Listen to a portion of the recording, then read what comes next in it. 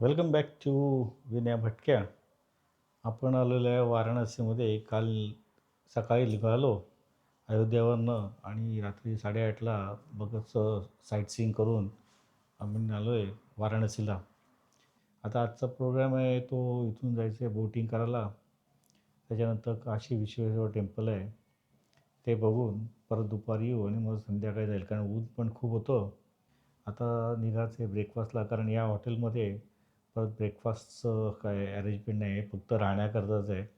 तुम्ही मागे बघताय तर चहाचा टपण ढाबा आहे. वाराणसी तसं अजून तरी काय वाटलं नाही खास असं. तसं अयोध्या आणि प्रयागराज वाटलं.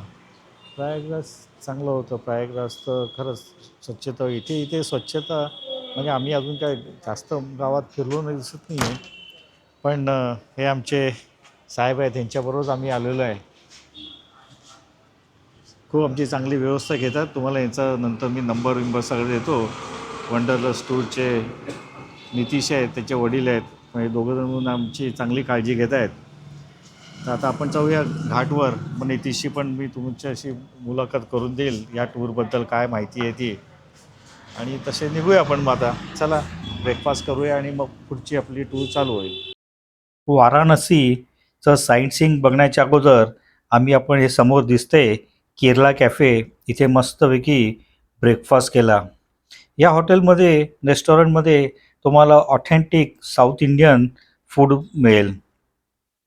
आजचा आमचा प्रोग्राम असा आहे की आम्ही सकाळी ब्रेकफास्ट घेतल्यानंतर गंगा नदीमध्ये बोट राईड करायचे आणि नंतर काशी विश्वेश्वर येथे जाऊन दर्शन घ्यायचे. आता हे तुम्ही बघतायत वाराणसीमधले छोट्या छोट्या गल्ली, आणि इथून आता आपण जाणार आहोत ते बोट राईड करण्याकरता. काशी विश्वेश्वरला आपण जाऊ, पण तिथे आपल्याला काय शूटिंग करता येत नाही आहे, कारण तिथे शूटिंग करण्याकरता बंदी आहे, फोटोग्राफी. आता आपण जे चाललो आहे ते वाराणसी येथील केदार घाट येथे बोटिंग करण्यासाठी. अशा छोट्या मोठ्या गल्लीमधनं आपल्याला इथे जायला लागतं. हे जुनं वाराणसी आहे, त्यामुळे अजून तसंच्या तसं ते छोट्या मोठ्या गल्ल्या अजून तशात तुम्हाला दिसत आहेत. आता आपण आलो आहे, हा दिसतोय तुम्हाला, एक दिसतोय तो केदार घाट. आणि केदार घाट हा एक आध्यात्मिक आणि ऐतिहासिकदृष्ट्या अत्यंत महत्त्वाचे ठिकाण आहे. आणि या घाटाबद्दल आणि तिथल्या बोटीच्या फेरीबद्दल थोडीफार जी काय मला माहिती मिळाली ती मी तुमच्यापर्यंत पोहोचवण्याचा प्रयत्न करतो. हा जो घाट दिसतोय आपला केदार घाट, हा वाराणसीमधील सर्वात जुन्या आणि पवित्र घाटापैकी एक घाट आहे. याचे जे नाव आहे केदार, हे नाव पडले ते भगवान शिव यांच्या केदारेश्वर रूपावरून पडले आहे. आणि असे मानले जाते की इथे जर तुम्ही येऊन दर्शन घेतलं तर हिमालयातील केदारनाथ ज्योतिर्लिंगाच्या दर्शना इतकेच आपल्याला इथे पुण्य मिळते. या घाटावरील केदारेश्वरचे मंदिर आहे, त्याच्या दाक्षिणात्य वास्तूसाठी हे प्रसिद्ध आहे. आम्हाला तेवढा वेळ नव्हता मिळाला. तुम्हाला हे मागे दिसत आहेत ही सगळी मंदिरं आहेत. आणि या घाटाच्या ज्या पायऱ्या आपण बघतोय या सुद्धा लाल आणि पांढऱ्या रंगाच्या पट्ट्यांनी अशा रंगवलेल्या पण आहेत. आणि हा जो घाट आहे तो अतिशय सुंदर दिसतो. जेव्हा आपण बोटीमधनं जाऊ तिथून तुम्हाला अतिशय सुंदर दिसतो. आणि ह्या घाटाच्याच पायऱ्यांच्या जवळ एक लहान कुंड आहे, ज्याला म्हणतात गौरी कुंड. आणि असं मानले जाते की ह्या कुंडातील पाण्याला एक औषधी गुणधर्म असल्याने बहुतेक भाविक इथे येऊन इथे स्नान करतात. आता मी चाललोय ते बोटिंग करता. आणि तसा बघितलं तर हा जो घाट आहे हा तुम्ही जर लवकर सकाळी आला तर एकदम शांत असतो. आणि इथे सुद्धा सकाळी एक आरती होते, ती सुद्धा पाहण्यासारखी असते. आता आता आपण जो चाललोय गंगेच्या पात्रामधनं, ही जी बोट तुम्हाला समोर दिसत आहेत, या बोटीमधनं आपण गंगेचं दर्शन घेणार आहोत. एक मात्र लक्षात ठेवा, इथे भरपूर बोटी आहेत, पण त्या बोटींकरता तुम्हाला राईड घ्यायची असेल तर तुम्हाला भरपूर त्यांच्याशी घासाघीस करायला लागते, कारण इथे बरंचसं असं निगोशिएशन्स करायला लागतात. आणि वाराणसीमध्ये तसं बघितलं तर जवळजवळ 80पेक्षा जास्त घाट आहेत. पण बोट प्रवासात प्रामुख्याने आपल्याला ते काहीतरी मोजकीच ठिकाणं दाखवतात. आता समोर बघा, ही गंगा नदी आहे, तिकडे बोट आहेत आणि बघा किती माणसं आलेली आहेत. काही लोक पूजा करतायत, काही लोक इथे डुबकी मारतायत, काही लोक बोटिंगच्या करता उभे आहेत. आणि हे पात्र बघा, अजून तरी पावसाळा नाही आहे, पण उन्हाळ्यात सुद्धा हे पात्र बघ किती मोठं आहे. पावसाळ्यात म्हणतात की आपण ज्या पायऱ्यांवर उभे आहे त्या पायऱ्यांच्या अगदी वरपर्यंत इथे तुफान असं हे पाणी असतं. आणि तुम्हाला त्या पाण्यामध्ये काय काय वेळेला मग हे बोटिंग असतं हे सुद्धा तेव्हा बंद असतं, कारण गंगेच्या पाण्याला खूप प्रभाव असतो. आणि त्याच्यामुळे वेळी पावसाळ्यात बहुतेक वेळा ते पाणी म्हणजे बोटिंग बंद सुद्धा असतं.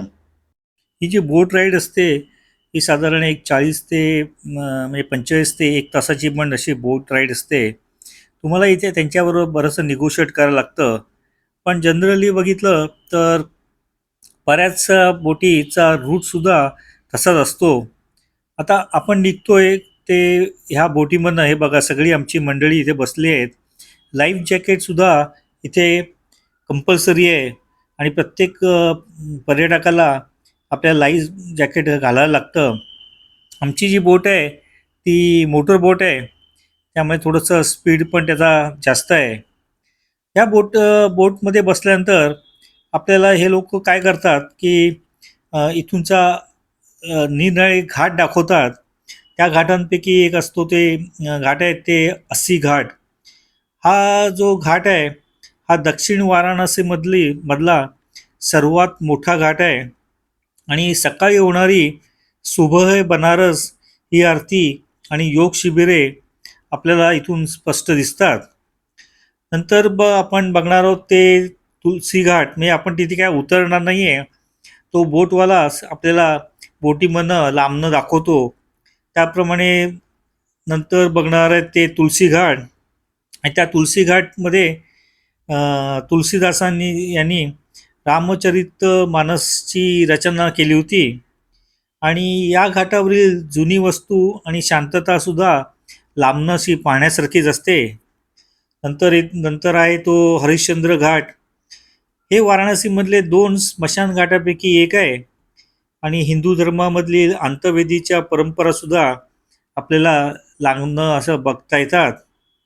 केदार घाट जो आपण तिथनंच चालू केलेला आहे, तो लाल पांढऱ्या आणि दक्षिण भारतीय घाटणीचे मंदिर या बोटीमधनं सुद्धा आपल्याला छान दिसते.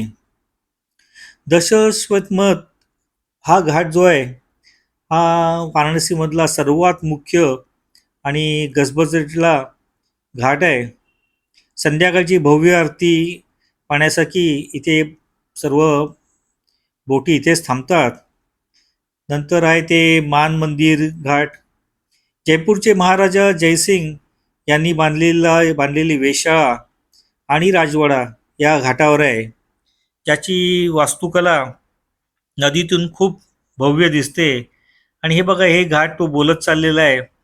आम्ही ते बघतोय लांबनं आणि मग तो सांगतो, अभी नमस्कार करो, ये घाट ऐसा ऐसा है, अभी अपना नमस्कार करो.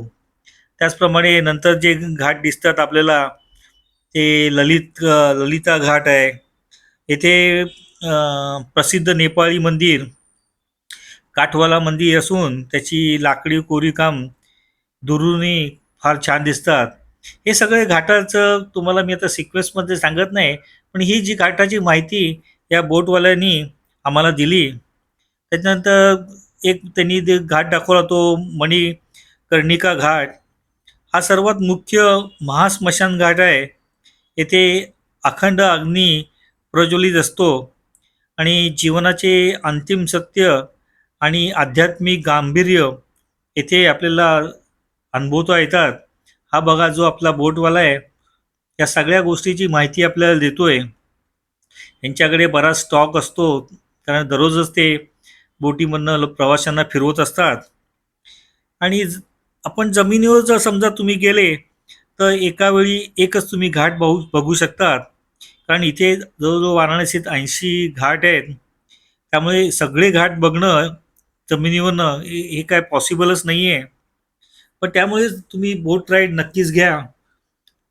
बोट राईड कधी आहे बघा, नमस्कार करा सांगतो, मग सगळे लोक आमचे नमस्कार करतात. किती नमस्कार पोचतो ते आपण आपल्या मान्यावर आहे. पण अतिशय सुंदर असं घाटाचं दृश्य आपल्याला दिसतं. ही बघा किती छान दिसते बघा लांबनं. आणि बोटीमधनं आपण जेव्हा जातो तेव्हा संपूर्ण वाराणसीचं अर्धचंद्राकृती स्वरूप आपल्याला सुद्धा अनुभवता येतं. नदीच्या एका बाजूला तुम्ही बघताय घाटांची रांग आहे, आणि दुसऱ्या बाजूला जुन्या आणि घाटाची रांग, जुन्या इमारती. तर दुसऱ्या बाजूला फक्त आपल्याला वाळू दिसते आणि शांतता म्हणजे रेती. असा मोठा विरोधाभास सुद्धा आपल्याला बघायला मिळतो. सकाळी आपण जर बोटवर अर्ली मॉर्निंग गेलं तर इथे भाविकांचे स्नान, सूर्याला दिले जाणारे अर्घ, नंतर मंदिरातून येणारा घंटानाद, असा बरंचसं काही छान असं अनुभवायला मिळतं, असं आमच्या बोटवाल्यांनी सांगितलं. हा घाट बघा किती काय सुंदर दिसतोय. आणि लांबनच बघण्याची जी मजा आहे, तसं बघितलं तर आम्ही जवळजवळ 10 वाजता गेलो होतो. ऊन पण वाढलंच होतं. आणि त्यांनी सांगितलं की तुम्ही जर इथे हिवाळ्यात म्हणजे नोव्हेंबर ते फेब्रुवारीच्या वेळी आले तर गंगेत मोठ्या संख्येने सायबेरियन पक्षी येतात, आणि मग लोक त्यांना बोटीमधनं दाणे खायला घालतात, आणि ते सुद्धा अगदी बघण्यासारखं असतं. त्यांच्या तो सांगत होता त्याप्रमाणे तुम्ही बोट राईडला अर्ली मॉर्निंग सकाळची 5 वाजताची सुद्धा एक बोट राईड घ्या, आणि रात्रीची सुद्धा एक बोट घ्या. त्यामुळे तुम्ही जर रात्रीची टूर घेतली तर आपल्या सर्व घाट दिव्याच्या प्रकाशात असे उजळून निघालेले दिसतात. आणि गंगेच्या पाण्यावर पडणारे दिव्यांचे प्रतिबिंब आणि घाटावरून येणारा मंत्रोच्चार वातावरणात अतिशय मंत्रमुग्धता निर्माण करते. बोटीतून फिरताना आपल्याला वाराणसीची संस्कृती म्हणजे तिथले धोबी, साधू, पेंटिंग्स आणि लोकांची दिनचर्या एखाद्या फिल्मप्रमाणे डोळ्यासमोरून जाताना दिसते. तिथूनच्या एका लोकल माणसाने माझा कॅमेरा बघून मला सुचवले की जर तुम्हाला फोटोग्राफीची आवड असेल तर पहाटेची बोट राईड बिलकुल चुकवू नका. उगवत्या सूर्याचा प्रकाश जेव्हा घाटाच्या जुन्या भिंतीवर पडतो तेव्हा मिळणारे फोटो अप्रतिम असे असतात. आणि ह्याचे जे नौका विहार करण्याची वेळ आहे ही सूर्योदय म्हणजे पहाटे 5 ते 8 वेळात बोट राईड करणे सर्वोत्तम असते. आणि याला म्हणतात की सुबह हे बनारस का अनुभव म्हणतात. आणि संध्याकाळी 5:30 नंतर बोट राईड केल्यास तुम्ही नदीतून मेध घाटावर होणारी गंगाची आरती सुद्धा मिळतात. इथे निरनिळ्या प्रकारच्या बोटी सुद्धा आपल्याला मिळतात. एक पारंपरिक लाकडी होडी आहे, मोटर बोट आहे, बंजारा म्हणजे मोठ्या लोकांकरता, मोठ्या ग्रुप करता एक बाजरा म्हणून एक आहे. आणि सामान्यतः ह्यांचा जो मार्ग असतो ते केदार घाटावरून बोट घेतल्यास ती एका बाजूला 80 घाट आणि दुसऱ्या बाजूला दशश्वेमत घाट आणि मणिकर्णिका घाटांपर्यंत जाते. साधारण बोटीचा खर्च 500 ते 3000 पर्यंत कसाही असू शकतो, पण तुम्हाला नक्की निगोशिएशन करायला मिळतं पाहिजे. आणि पावसाळ्यात तुम्ही असेल तर शक्यतो पाण्याची पातळी बघूनच तिथे हे करतात. नंतर बोटिंग झाल्यानंतर आम्ही सर्वजण काशी विश्वेश्वर येथे दर्शनासाठी गेलो. पण मागे सांगितल्याप्रमाणे इथे कुठल्याही परिसरात मोबाईल, कॅमेरा किंवा अजून कुठच्याही गोष्टी घेऊन आपल्या जाण्यासाठी परमिशन असल्यामुळे तिथूनचं शूटिंग केलं नाही. आणि त्याच्यानंतर मग आम्ही गेलो एक साधारण 500 फुटावर वाराणसीमधलं एक फेमस रेस्टॉरंट आहे, तिथे आम्ही दुपारच्या जेवणाकरता गेलो. आणि त्या रेस्टॉरंटचं नाव आहे केसरिया थाल. वाराणसी येथील केसरिया थाल हे तिथल्या प्रसिद्ध शुद्ध शाकाहारी रेस्टॉरंटपैकी एक आहे. आणि जे विशेषतः त्याच्या अनलिमिटेड थाळीसाठी म्हणून सुद्धा ओळखले जाते. या केसरी या थाल रेस्टॉरंटबद्दल काही मुख्य वैशिष्ट्य म्हणजे येथे तुम्हाला पारंपरिक उत्तर भारतीय पद्धतीची थाळी मिळते. साधारणपणे 21 पेक्षा जास्त पदार्थ तुम्हाला इथे मिळतात आणि त्यामध्ये विविध प्रकारच्या भाज्या, डाळ, भात, रोटी, पुरी, रायता, लोणचं असं बरंच काही आणि स्वीट डिश असते. या थाळीचं सर्वात मोठं वैशिष्ट्य म्हणजे ही अनलिमिटेड आहे. त्यामुळे एखादा जर माणूस खूप खाणार असेल तर तो ही थाळी खूप एन्जॉय करू शकेल. आणि इवन रेस्टॉरंटचं जे बसण्याचं ठिकाण आहे ते सुद्धा अतिशय सुंदर असं डेकोरेशन केलेलं आहे. त्यामुळे ग्रुप करता आणि फॅमिली करता अतिशय सुंदर असं हे रेस्टॉरंट आहे. आणि हे रेस्टॉरंट जे हे 80 रोड जवळ म्हणजे डुमराव बाग कॉलनीमध्ये आहे आणि 80 घाटापासून हे जवळच अगदी आहे. साधारण सकाळी 11 ते रात्री 11पर्यंत हे रेस्टॉरंट सुरू असते आणि थाळीची किंमत साधारण मला वाटतं 350 ते 450च्या आसपास सुद्धा असू शकेल. सुट्टीच्या दिवशी नक्कीच इथे भरपूर गर्दी असेल, त्यामुळे तुम्ही सुद्धा सुट्टीच्या वेळी येणार असेल तर जरा प्लॅन करूनच इकडे जेवायला या. नंतर आमचा कार्यक्रम होता ते घाटावरची आरती बघण्यासाठी, पण दुपारची ऊन होतं आणि त्यामुळे आम्ही सगळे हॉटेलला आलो. कारण इथे तुम्ही जर वाराणसीला येणार असाल तर साधारण मंदिर दर्शन 12 ते 4 वाजेपर्यंत हे सगळी मंदिरं बहुतेक इथे बंद असतात. त्यामुळे आम्ही हॉटेलमध्ये गेलो आणि मग संध्याकाळी आरती बघण्याकरता 80 घाटवर आम्ही गेलो. दशाश्वमेध घाटावर होणारी आरती असते वाराणसी ही अत्यंत भव्य आणि पर्यटकांच्या गर्दीने भरलेली असते.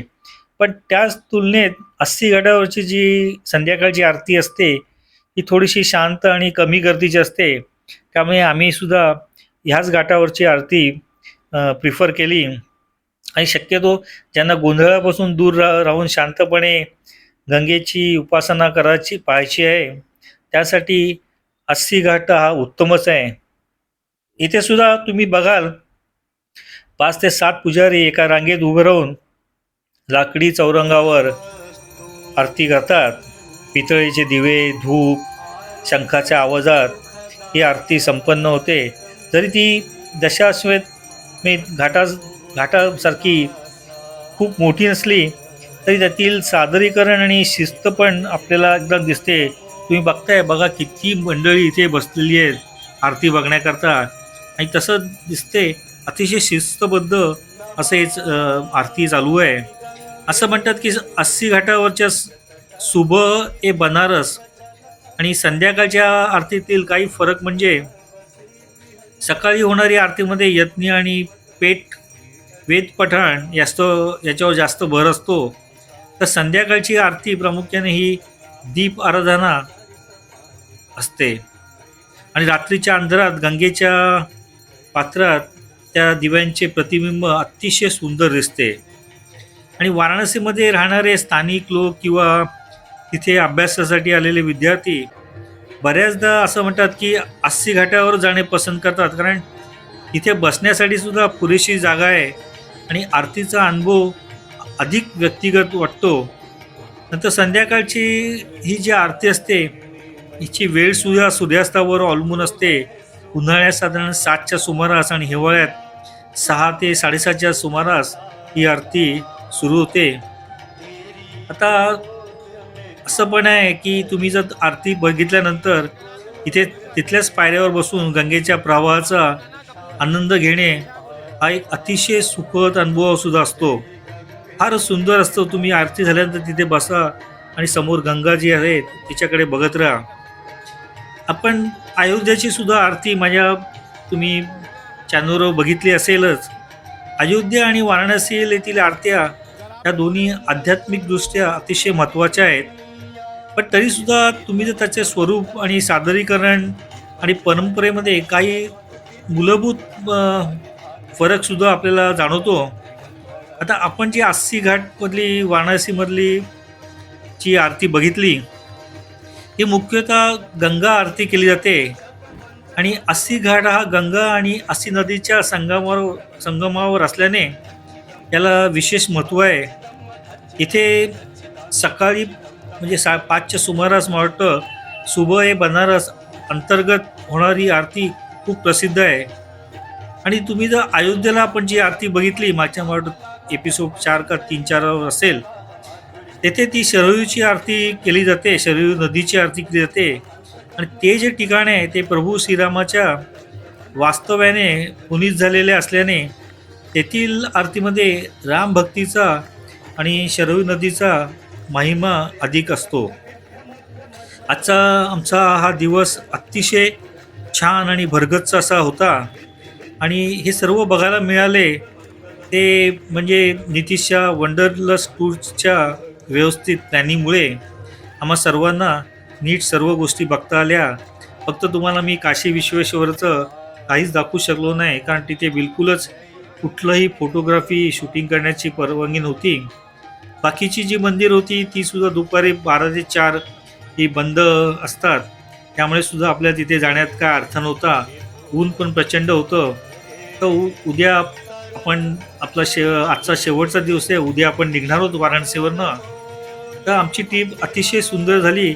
उद्याचं जर काय बघायला मिळालं ते सुद्धा तुम्हाला पुढच्या भागात मी नक्की दाखवेल. So thanks for watching this video आवडल्यास लाईक करा, शेअर करा आणि जर माझ्या चॅनलला अजूनपर्यंत सबस्क्राईब केलं नसेल तर सबस्क्राईब करायला सुद्धा विसरू नका. आता पुढचा व्हिडिओ घेऊन येईपर्यंत thanks and take care. Thank you. Bye bye.